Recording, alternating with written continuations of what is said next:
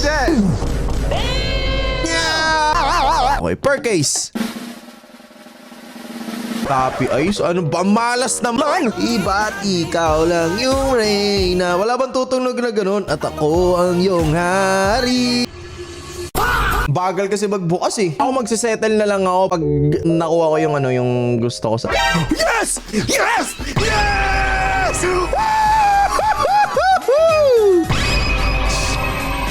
Yes! Yes, sir, Ski! Yes, sir, Ski!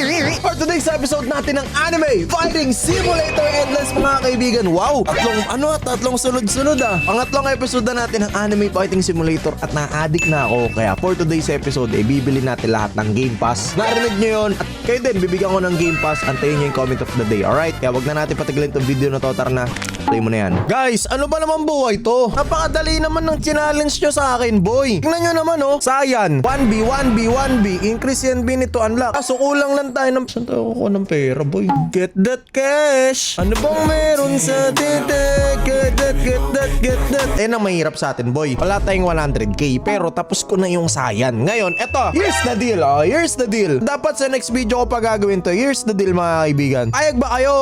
Maabot natin yung Sayan. Tapos, technically, naabot naman na natin yung Sayan eh. Kulang lang tayo ng 25? Mga 75k. Kulang lang tayo ng 75k. Sayan na tayo. Ngayon, ako gusto ko ulit gawin yung challenge na Sayan to Hokage video. Hindi ko alam kung ilang araw aabutin yung Sayan to Hokage, pero alam kong madugo yan. Legit na madugo yung Hokage kasi ako tagal ko bago ako naabot yung Hokage. Pero meron lang akong gustong patunayan, okay? Feeling ko kaya nating abutin yan and i-grind na muna natin tong 100k. So dahil syempre bagansya pa tayo, wala pa tayong pera, wala pa tayong 100k, magga-grind na muna ako ng chakra. So chakra is somewhere down the road or nandyan lang siguro yan. Abutin natin yon, okay? Meron pa palang asim si Kuya King sa mga ganitong larangan na laro. And overall, kapag nire-review ko tong laro na to, pansinin nyo guys, mas gumanda yung graphics, yes? Oo. Kumpara dun sa lumang EFS na mukhang sinto-sinto, mas gumanda siya. So para sa akin, ano yung nagbago? Kuya King, ano po yung nagbago dyan? Worth it po babalikan yung AFS na endless. Kung nalaro nyo yung AFS 2, merong AFS 2, naalala nyo? Yung AFS 2, yung graphics nun, nilipat sa original na AFS. Yung AFS na original, basura yung graphics. Gets natin yun, alam naman natin yun kasi lumang Roblox graphics na yun. So talagang downgrade yun. Ngayon, itong AFS 2 dumating, kaso na copyright, lumubog. Tapos dumating itong AFS Endless. May isa pang AFS 2 dumating, kaso nawala rin eh. AFS Endless dumating. So pinagsalin nila yung graphics ng AFS 2 sa AFS 1 concept. Tapos ito na yung lumabas. Okay, goods ba? Worth the goods ba? Goods na goods, okay? Tapusin muna natin yung mga kaampawan natin. Ayan o. Gain 50k agility. Tapusin lang natin to para makuha natin yung flame plate power kasi ayan, tinan nyo. Puntak na lipad eh, no? Diba? Tapos ayan, meron na siyang best. Yan ang pinaka-gusto ko to, boy. Kasi ayan, no? Kita nyo? Meron na kayong susundan. Yung lumang AFS, pinicturean ko pa sa cellphone ko. Hinahanap ko yung mapa parate kapag naglalaro ako para di na ako nag-altab-altab. Ganun kahirap dati. Pero ngayon, safe na tayo. Agility yung kailangan ko, diba? Okay. So, talon-talon muna tayo dito, boys. Tapos, babalikan ko kayo mamaya kapag nakuha na natin yung tamang agility. Wala.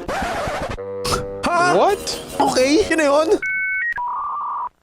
What's going on? Okay, sige. Masapin na natin si Boom. You block the flame flight. This ability generates faster under your hand supply faster. Okay, para bumilis yung lipad. In order to take down strong opponents, you need a powerful attack. Ano na naman binigay sa ating physical strength? Dali na lang yan, boy. 100B na nga ako eh. Kailangan ko lang yung panglipad. Ayun, ang bilis na natin lumipad. Good. So, yup, there you have it, mga kaibigan. Ay, gagrind ko na muna yung chakra neto habang wala pa tayong pera. So, hindi ko alam kung ilang oras ba bago tumirik yung araw. Pero ito na muna yung gagrind natin. And, ano ba to? Ayun. Tulad ng usapan natin, mga kaibigan, Sayan to Hokage. Pero this time, bibilin ko na lahat ng battle pass. At sa susunod na episode na natin yun. Sige, gagawin ko ng video yung, anong tawag na ito? Buying all Game Pass. Okay? And kapag umabot ka hanggang sa dulo ng video na to, i-comment nyo, AFS. Yun lang, AFS lang. Kasi, pwede ko kayong giftan ng mga Game Pass kasi kung makikita nyo dito, ayan, pwede na kayo mag-gift ng Game Pass. Yung gacha pala na nabili ko, ano yan, gacha speed yan, iba pala yan. So, ito, Gift. Pwede yan. Goods yan. Tapos ito, pwede ko rin i-gift sa inyo. Pero yan. So guys, update. Okay. Nakita nyo naman yung mga pinagbibili natin. Yan po ang bagong stats natin mga sir, no? Tayo po ay isang Yonko na ngayon. At hindi ko kasi ina-upload yung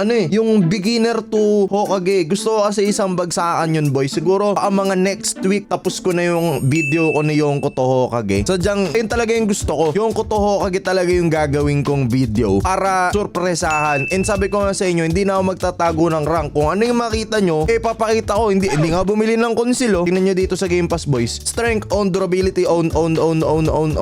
Yung conceal, iniwan ko talaga yan kasi lumang AFS. Kung naalala nyo yung AFS dati nung kabataan nyo pa. Kabataan ko rin pala kasi 5 years ago. Nagko-conceal ako. Bakit? Kasi para hindi ma-spoil na, oh, sige nga, piyon ko na eh. Matatanda naman na kayo ngayon, kaya alam ko naiintindihan nyo na yan. So yung half cooldown, hindi pa kailangan yung half cooldown na yan mga sir kasi wala pa talagang PvP dito. Kasi sabi ko nga sa inyo, ang pinakamalakas na skills mga nasa boss. Yung no limit, bypass the multiplier cap. Hindi ko alam kung okay ba yan pero kasi parang hindi naman eh. Parang hindi kasi multiplier, naka-multiplier pa rin naman ako eh. Faster flight, meron na ako 2 tokens. Hindi ko pa alam kasi kung ano yung tokens. Chikara, syempre bumili tayo yung gacha speed. Own na din kahit hindi ko alam yung gacha speed. So magagacha lang tayo ngayon ng sobrang bilis mga 5 try. Kasi baka makuha natin si Saitama eh. Kasi 0.12% yan boys. Tapos sa kabila naman 0.05 si 0.005 yung Saitama na isa eh. So parang medyo no? Mas mahirap makuha yung Saitama sa kabila eh. Kakasel ko lang sa'yo, bumalik ka na naman. Ang bira naman buhay to. Ano ba namang klaseng buhay to? Kakasel ko lang oh. Ano ba yan? Ay talaga nga namang hindi tinipid. Sinabi na kanina eh. Taasan ko nga yun para hindi ko makuha si Boo. Auto sell. Yan, 5 natin. Sige. So guys, ito na ang inaantay nyo na comment of the day. Madali lang naman yung comment of the day natin. Sino ang gusto nyong YouTuber na ayain natin maglaro ng AFS? Si Creepy ba? Si Sly ba? Si Christian ba? Si Kuya Isyo ba? Si Trinil ba? Or kung sino mang YouTuber ang gusto nyong ayain, let me know down in the comment section. And syempre, dapat naka-like kayo sa video na to. Kasi pag di kayo naka-like, di ko iabot yung game pa sa inyo. Alright? So, tara. Balik tayo sa video. Mag-roll tayo hanggang 300 para makita nyo kung ano ba talaga yung nangyayari. Kasi ako gusto ko talaga makuha sana si Saitama eh. Si Shunro, goods din ako dyan. Kasi wala pa akong Shunro eh. Tapos yung Shunro boys, nakaka-train siya ng speed.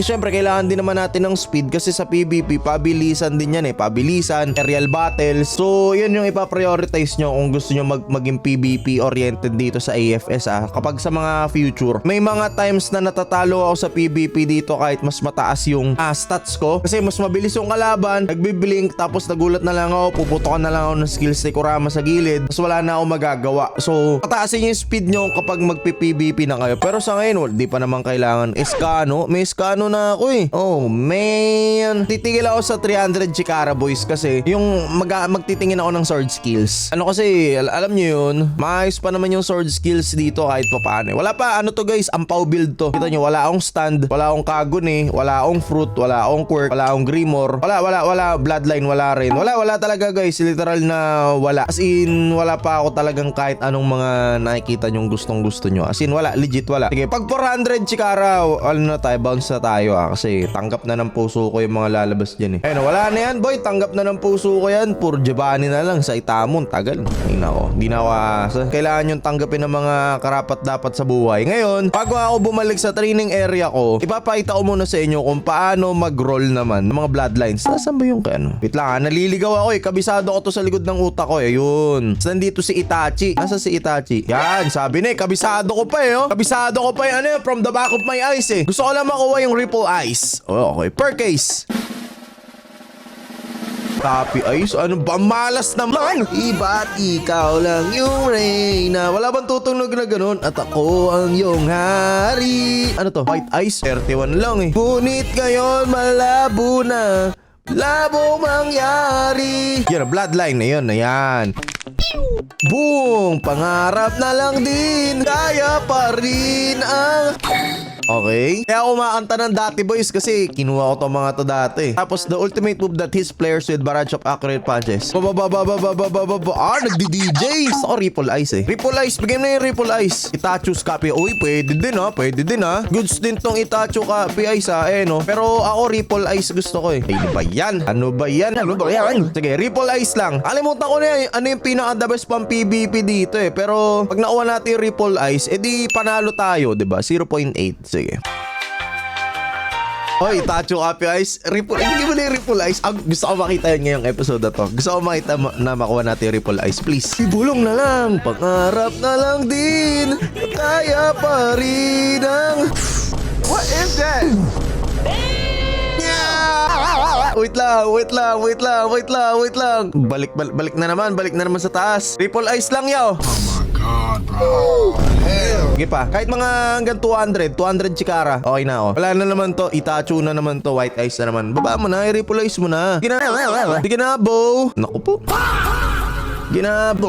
Parang awa mo na, Bo. Sige na, Bo. Please. Meron akong isang gusto yung Earthquake sa My Hero Academia. Yun yung pang-stun eh. So, hindi ko alam kung meron pa nun ngayon o wala na. Pero, tingnan natin. Sige, pag hindi umabot, okay lang. Sige, itapon na natin to. Ako po.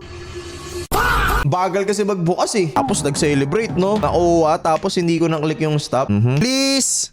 Mali mo na ako kahit ngayong gabi lang, oh. Sige na. Ako po. Ito, Ripple Eyes na to. Nakaramdaman ko na. Sige pa. Ako po. Itachu na naman. Ibigay mo na yung Ripple Eyes, Pard. Sige na. Oh my God, bro. Oh, hell no. Ako magsisettle na lang ako pag nakuha ko yung yung gusto ko sa... Yes!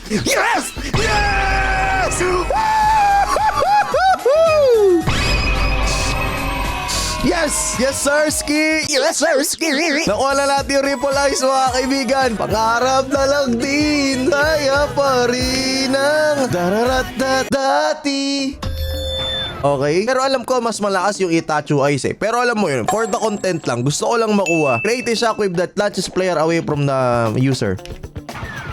Mighty push. Kasi ito, using the spiralize, this ability allows the user to pull in debris and unleash devastating attack on the enemy. Ayun, naalala ko na yung combo ko dati. So, ang gagawin mo, almighty pull. Magpupull ka na ganyan. Ipupull mo. Pagka-pull mo sa kalaban mo, ay stop time mo kay Jojo. Tapos, pagka-stop time mo naman kay Jojo, andito yun si Jojo. Saan na ba yun? Basta nandyan yun eh, yung Jojo's Viser. Sino to? Parang, ay, tropa yan. Gusto ko pagtripan, pero tropa yan eh. Yung stand naman, dapat makuha mo dito. Time Crusader, or nakalimutan ko na kung ano yung nagpapatigil ng oras. So pagka-pull mo gamit yung Ripple, pagka-pull mo, switch ka na agad ng special. I-pump mo yung time, tapos i-freeze mo gamit yung quirk, tapos tuloy-tuloy mo na banat-banatan. Ito, asa na ba yun? Bioreconstruct ba yun? Iniiba-iba na kasi nila eh. I think Bioreconstruct yata yung kailangan. Crossfire Rip, ano to? Si ano yan eh? Ice Spike. Pwede rin naman yung mga Ice Spike. Pero mas maganda yung Bioreconstruct yata yung yung iniisip ko. Ano to? Crossfire Rip. Tingnan nga muna natin tong Prosper Rip. Sige. 8 to summon. A Bland Line is currently active. 8. Tignan natin yung Prosper Rip. Ito yun eh. Ayun, nag-freeze. Alam ko may stun ka dyan kasi nagamit ko na rin to dati. Tapos, summon a Gigantic Beam from you to curse burst damage.